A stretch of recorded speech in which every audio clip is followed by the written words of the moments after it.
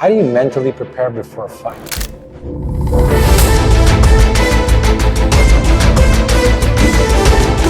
It's good to fight, it's nice to fight, but the point is to win and to not get hit. I never back down of a fight. I love it. The first question I gotta ask you is Rambo. Like, we grew up in the Rambo era, and why did you pick Rambo? How did you come up with it? I didn't grow up in that era for sure, but my father was a fan, and when I was young, I had the tendency to do some crazy stuff, fight all the time, fight my brother. So him and his friend came up with they were calling me all the time Rambo. Did you like fighting? Did you get into fights? Were you a troublemaker? What kind of kid were you? I was kind of a troublemaker. I always liked to fight. I was getting into fights at school with my brother, especially. He's older than me, but we were fighting, and we had some decent fight to it throughout the years. Were you bullied at all? No, never bullied. Never bullied. So how would you get into fights? Like, I mean, you just didn't back down to a fight. I'm assuming you didn't go out picking fights, or did you start trouble, or was it more just trouble found you? I think trouble found me, and that's why I think I make a good fighter, because I never back down of a fight, never, and I love it. Did you know what you were doing, or were you a naturally gifted fighter from young? I believe I'm not going to say I was naturally gifted fighter, but I was talented naturally in the sports I was doing. I was athletic. I have a good genes. But all the work has paid off, and you know, if you could be talented and if you don't work hard, it's not gonna be useful at all. So then you know, at what point then did you start? What was the first martial art you started, and how old were you? I started the first martial art I started with. It's funny, it was Aikido. Okay. I was 12 years old. My father's friend, who was calling me Rambo. I stopped playing hockey, so I had to find a new sport because I was hyperactive. I needed to do a sport. So he told my father, okay, bring him to Aikido. I did Aikido for a year or two, maybe 2 years. And during the second year of doing Aikido at the same gym, there was a judo. Okay. So I started judo, and then that's when I started liking combat sport more. So you're doing Aikido, you're doing judo. Did you do competitions at that age? No. It was just recreational, training. Just training, you enjoyed it. And at what point did you get into MMA? I started doing MMA once after judo. I did Jiu-Jitsu, and then I added boxing.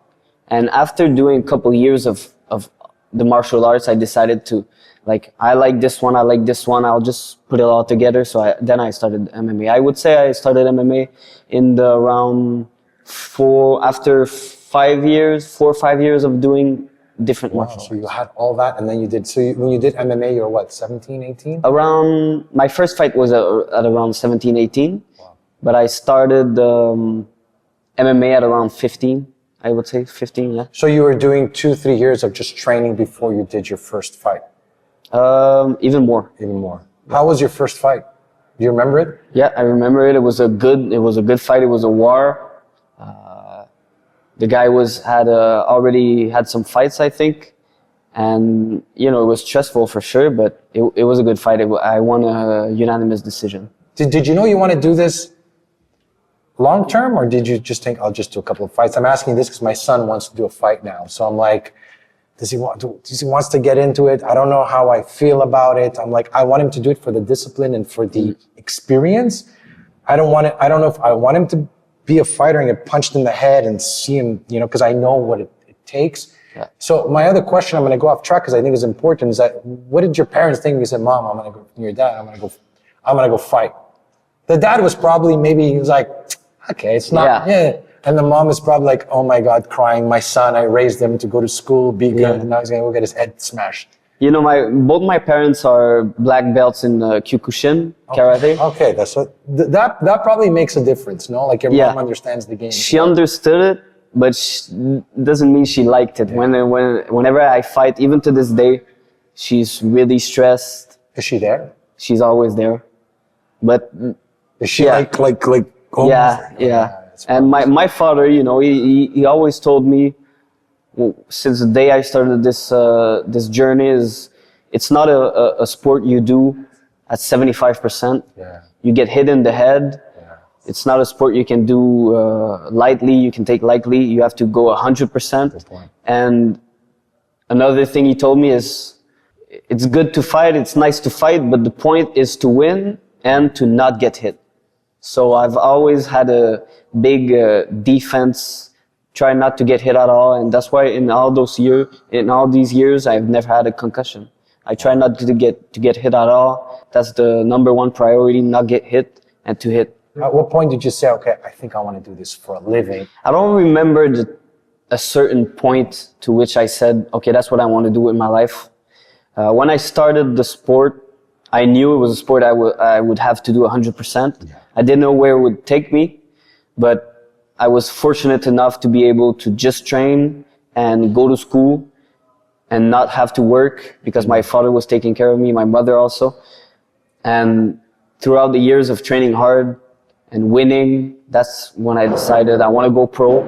And then I decided, like, that's the only thing I want to do. I want to, even when I'm going to finish my degree, I want to train full time. You're going to school, your social life. How do you manage all that? Like, what is the dedication and work that goes behind that? It's a lot of work.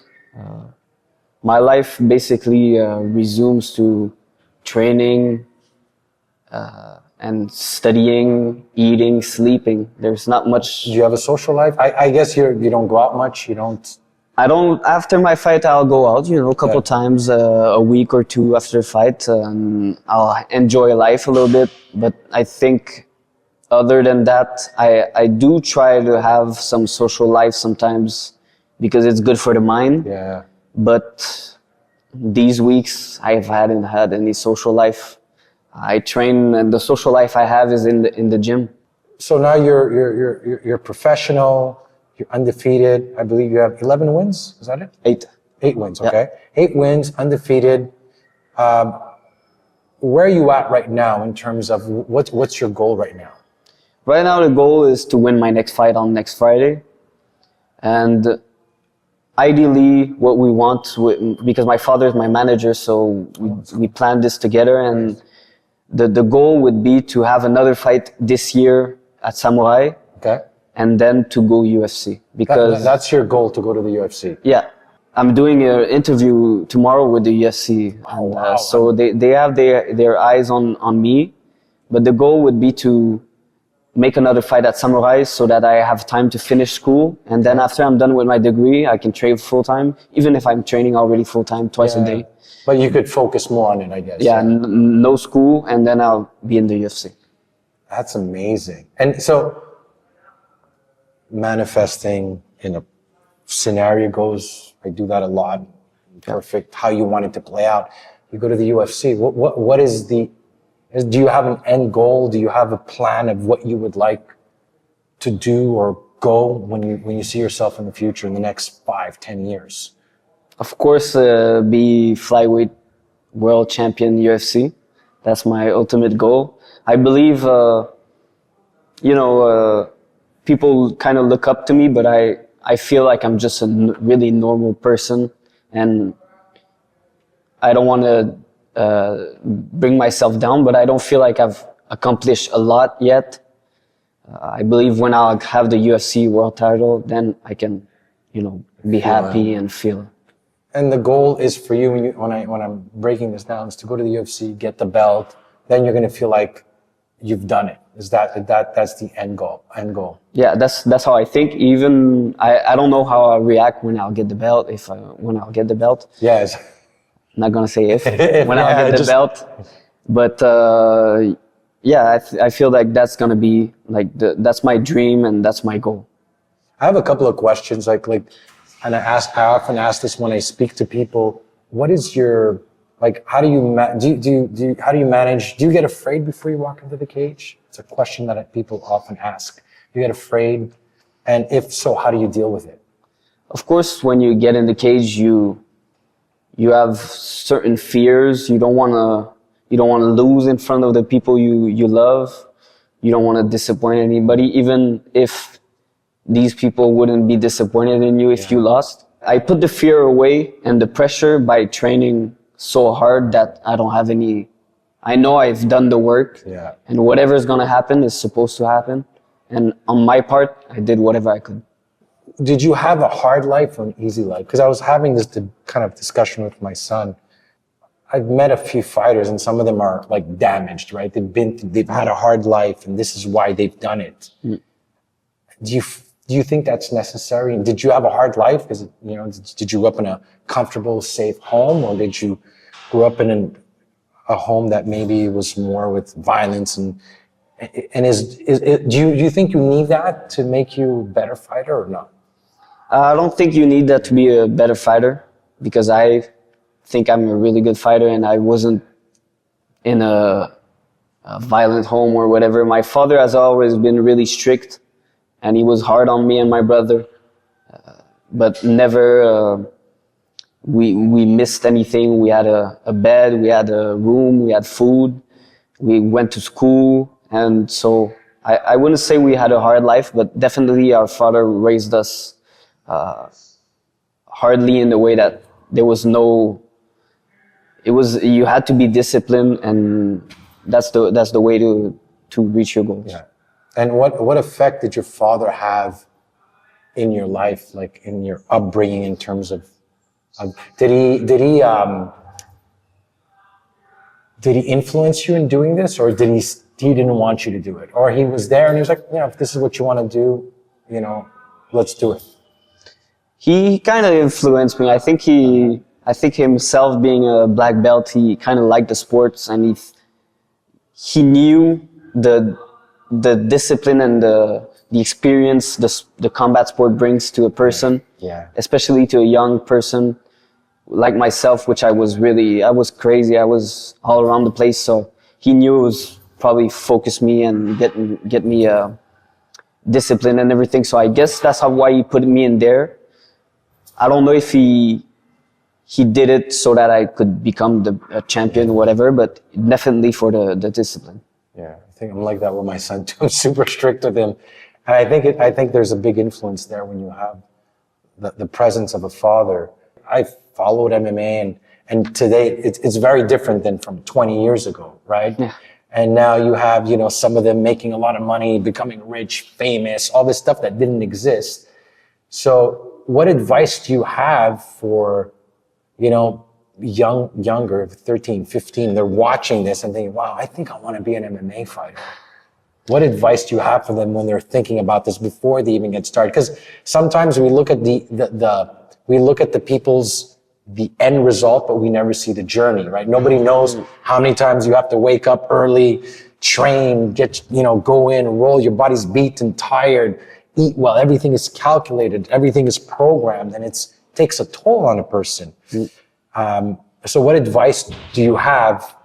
Example for my son and younger people who are watching this, be like, I don't want to do this. The sport of MMA is a hard sport on the body, on the mind. Yeah. You have to do it 100% because you're going to go in the cage and you're going to fight somebody. And if you're not 100%, then you're going to have doubts in your mind. You might lose, and then when you lose, you're going to regret. So you have to do it 100%. You have to not do it for the money because there's not much money in the beginning. There's money if you're the champion. Yeah. But until then, there's no money. Even in the league, amateur, you're not getting paid at all. So you have, and then also before putting yourself in a situation where you think, I want to be UFC world champion, like win a fight, win 2 fights, be the champion in Quebec, in Montreal, be the number 1 in Canada. There's short-term, focus on the short-term goal rather than the long-term goal, which is the dream. Right. So, yeah.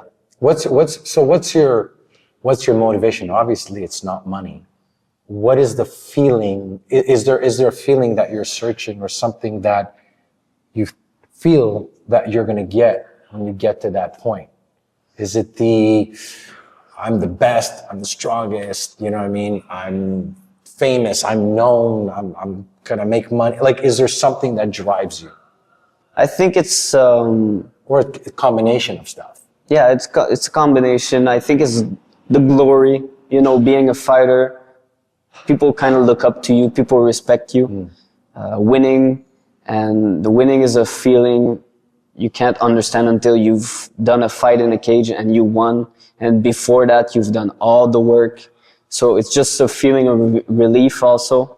Throughout the years, I've come to also look up, I want to make money. When I started, it wasn't, not at all. I didn't think about the money. Even to this day, I don't care about the money. But when I think long term, if I can get there and, you know, have a life in which the money comes from fighting, that would be amazing. Sure. How do you mentally prepare before a fight? I think my number one thing to prepare for a fight is to do all the work possible, to do all the work you can do to, then you have no doubts. Yeah. That's the number one thing I would tell to anybody, is that if you do the work, of course you're still going to be scared, you're still going to have fear or whatever, but you're not going to have regrets. And I think regrets is the number one stress factor. So how many hours a week do you train right now? Right now, I would say I train about 3 hours a day. So 6 days a week, around 20 hours a week. 20 hours a week. That's a lot. Yeah, it's a job. Yeah, it's a job. That's what people need to look. It's like, and you gotta, and first you have to be disciplined yourself to do it. Nobody's going to do it for you. Because it's not fun to get up every morning and then, of course, it's fun to spar with your friends and do all that thing. But the strength and conditioning training, the cardio you have to do, all these training. I do some altitude training also. All these trainings are not fun, but you have to do them. You know, who are you most influenced by when you look at the sport? When I look at every fighter, I try to take some of every fighter.